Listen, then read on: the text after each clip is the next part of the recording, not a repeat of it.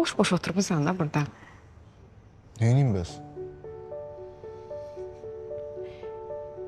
Qabağında belə qəşəng qız oturub, bu cür gözəl məkan, romantik, sakit, hər cürə şərait var. Bildim, neyniyim bəs Hünkar? Sultan, evlilik təklif eləyə bilərsən.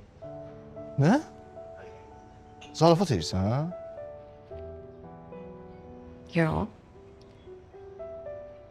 Çox ciddiyəm və sənin də nə qədər ciddi olmağı görmək istəyirəm.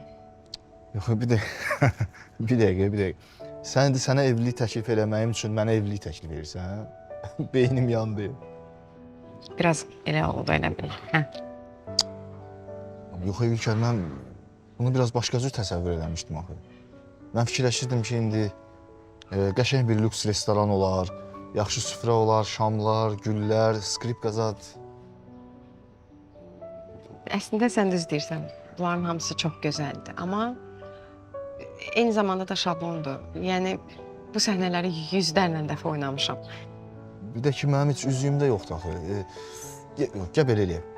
Gəl, mən üzüyü alım. Bütün bu dediklərimə hazırlaşım. Ən gözəl təklif eləyəcəm sənə. Sultan. Sən mənim üçün o qədər fədakarlıq eləmirsən ki. Yəni, heç vaxt xəyalını qura bilməyəcəyim fədakarlıqlardır bunlar. Mənə görə maşını satmışsan, evi girov qoymuşsan. Yəni, nə qədər oğlan bunu sevdiyi qız üçün eləyir ki?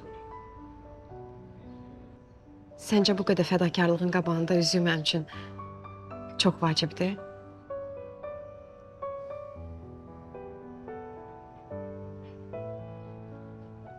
Hünkar, mən səni çox sevirəm, çox.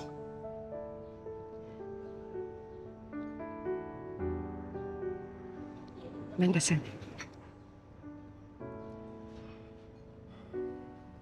Sən bilirsən də mən yetiməm, heç kimim yoxdur.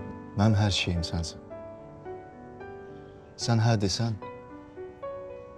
biz səndən çox xoşbəxt olacaq. Bilirəm, biz fərli uşaqlıq yaşamamışıq. Amma sən hə desən, bizim cavanlığımız çox xoşbəxt keçər.